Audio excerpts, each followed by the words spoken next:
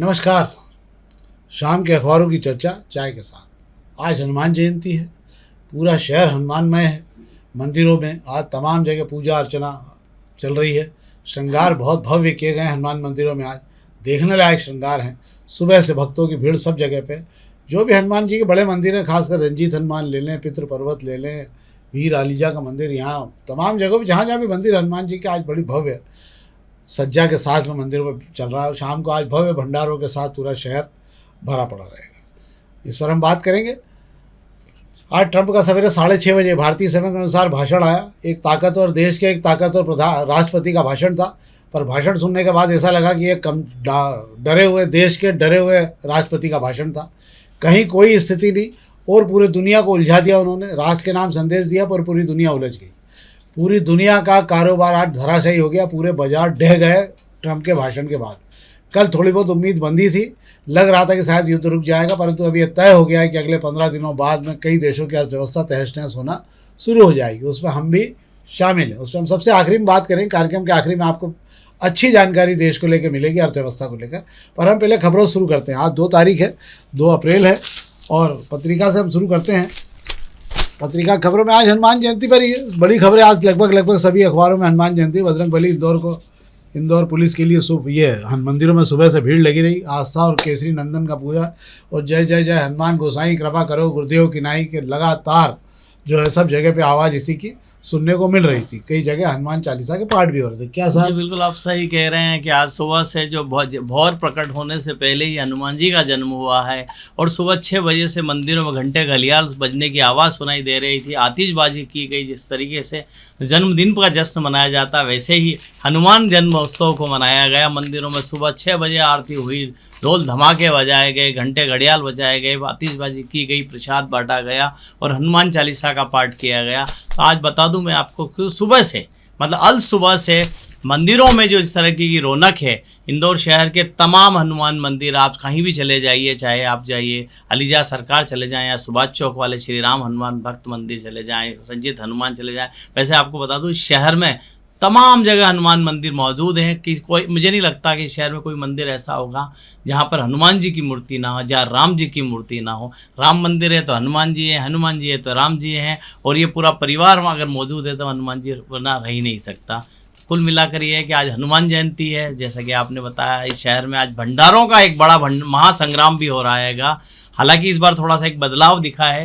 भंडारों में भी गैस की किल्लत का असर दिखाई दे रहा है, इसलिए लकड़ी कोयले का इस्तेमाल जो होता है तो मुझे ऐसा लगता है कि आज जो भंडारे बन रहे हैं उसके अंदर जो राम भाजी जो बनने वाली ज़्यादातर जगहों पर जो है लकड़ी की भट्टी पर जो है जिसे कहते थे लकड़ी से पकाकर जो है उसे तैयार किया जा रहा है तो उसका आनंद लिया जा सकता है।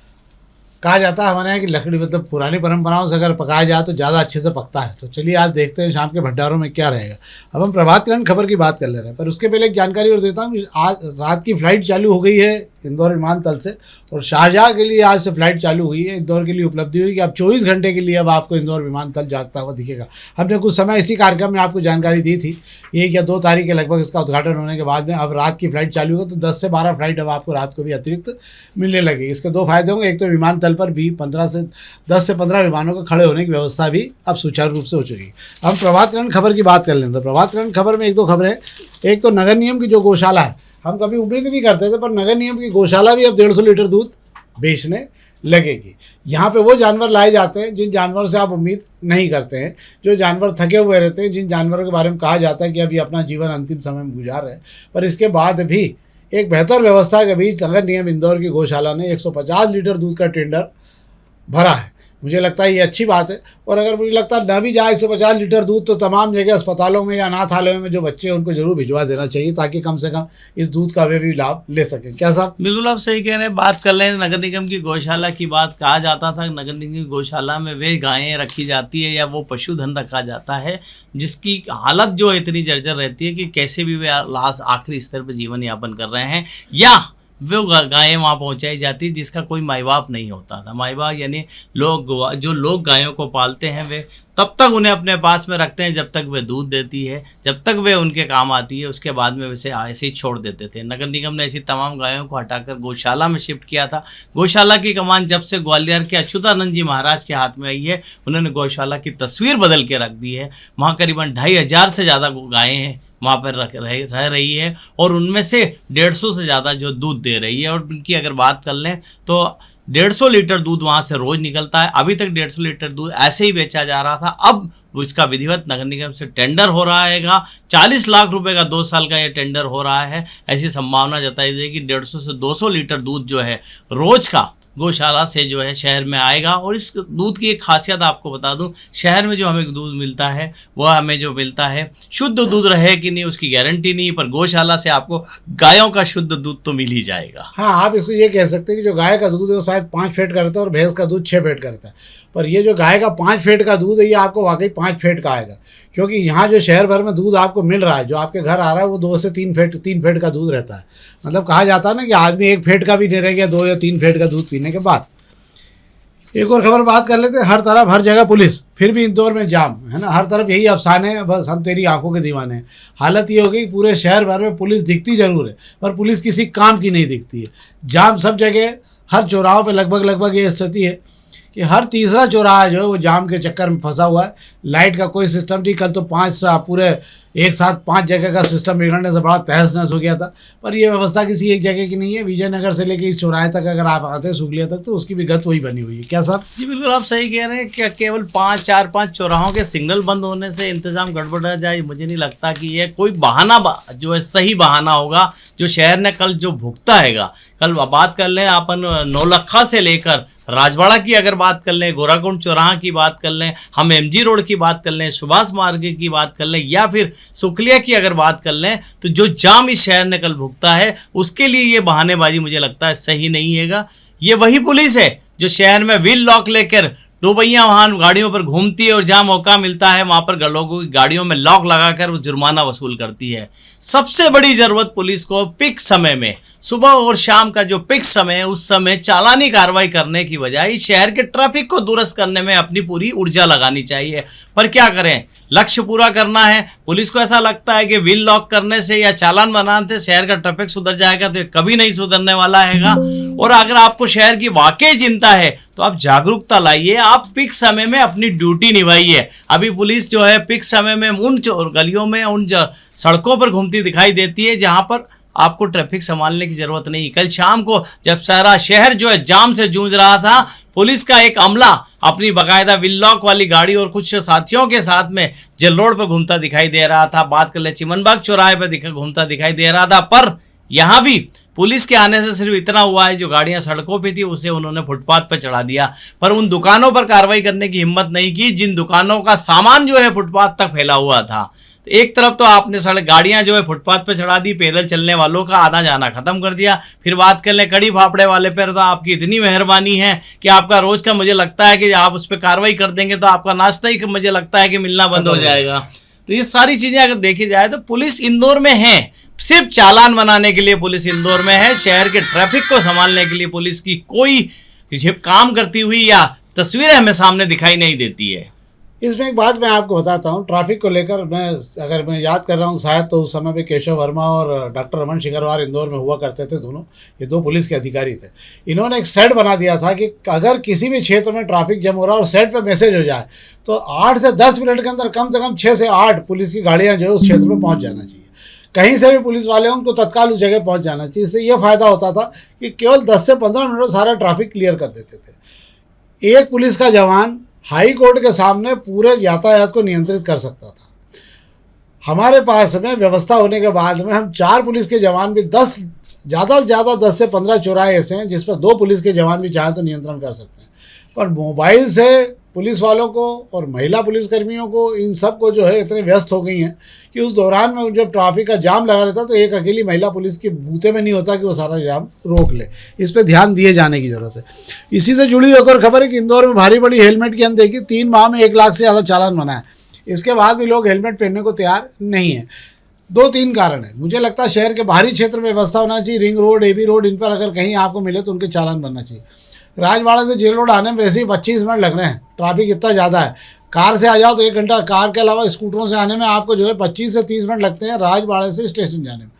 ऐसी स्थिति में क्या हेलमेट पहन के आएगा आदमी जो 10 या 15 किलोमीटर की स्पीड से ही गाड़ी चल, कारें नहीं चल पा रही 20 फीट की स्पीड से, तो क्या रहेगा? क्या सर? जी बिल्कुल आप सही कह रहे हैं। बात फिर वहीं आकर टिक जाती है कि आप पीक समय में सिर्फ चालान बनाने में, अपना खजाना भरने में लगे रहते हो। बात की जा रही है 3 महीने में आपने 1 लाख से ज़्यादा चालान हेलमेट नहीं पहनने वालों के बना दिए और 4 करोड़ से ज़्यादा आपने वसूली कर ली। ठीक है, आपका खजाना तो भर गया, लोगों की जेब आपने हल्की कर दी, पर क्या नतीजा निकला है? आप हेलमेट पहना पाए? नहीं पहना पाए। तो हेलमेट पहनाना भी ज़रूरी है, पर उसका ये तरीका आपका गलत है कि आप पीक आवर में जो है ट्रैफिक संभालने की बजाय लोगों को घेर कर पलासिया चौराया, भंवरकुआ चौराया, नवलखा चौराया, मऊ नाका चौराया, आप इस तरीके से घेराबंदी करके थोक में चालान काटते हैं कि लोगों को लगता है कि वे एक बार किसी जेल में फंस गए हैंगे। तो मुझे सिर्फ कहना ये इतना होता है कि पुलिस का काम है शहर के ट्रैफिक को दुरुस्त करना, ना कि चालान के दम पर कि नियमों का पालन कराना। क्या फर्क पड़ रहा है इस शहर में? आप पहले भी कई अभियान चला चुके हैं,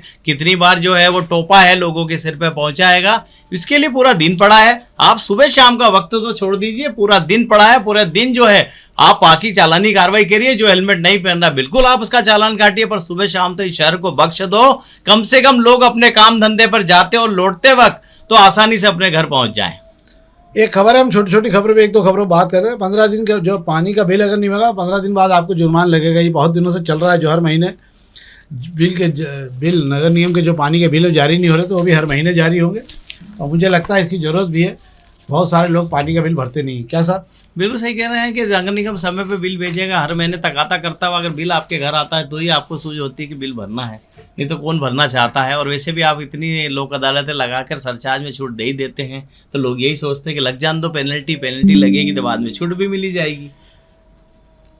1 अप्रैल से नए ठेके बदल गए शहर भर में शराब के। शहर की शराब की कीमतें बढ़ने को लेकर 15 से 20% तक शराब की कीमत बढ़ गई है।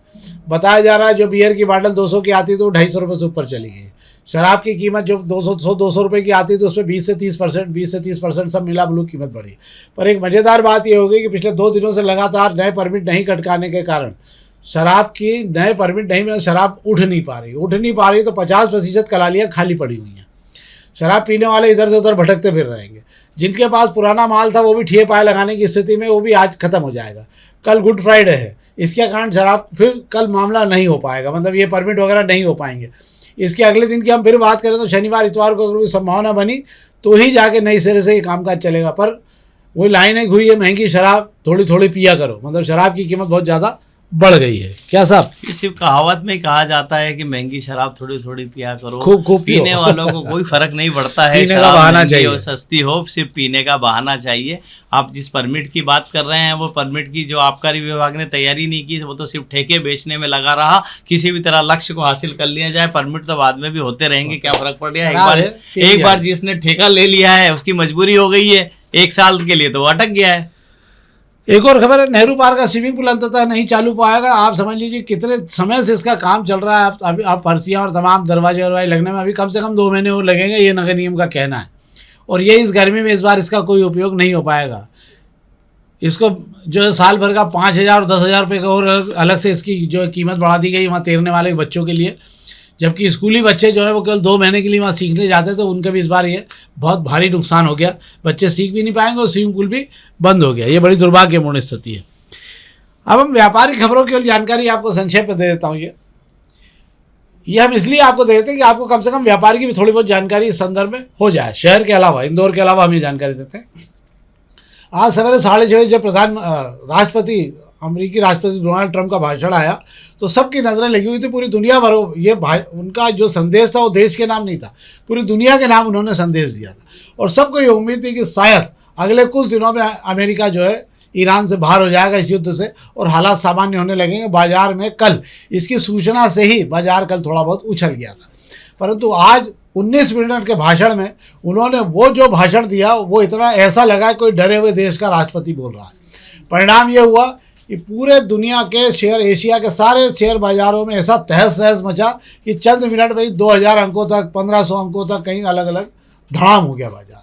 बाजार गिरने के साथ में अब महंगाई का एक नया दौर इस देश में शुरू हो जाएगा और लगभग सभी देशों में इसका असर आएगा।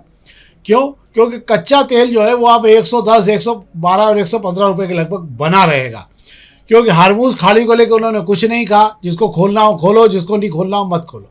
इससे परिणाम ये होगा कि हार्मूज खाड़ी वापस ईरान के कब्जे में होगी। अब ईरान के तय करेगा किसको आना और किसको नहीं जाना है। 2000 से ज़्यादा जहाज फंसे पड़े हैं। हमारा पूरा निर्यात खाड़ी देशों का पूरी तरह से ठप हो चुका है। 10 लाख करोड़ का सामान हमारा जो है सड़ गया समझो आप। इसके अलावा आयात जो होता था हमारे यहाँ बहुत पॉलीमर, दाने, तमाम चीज़ें, यूरिया के लिए गैस वैस सब जगह पर अब आपको नई महंगाई का दौर शुरू होता हुआ दिखेगा।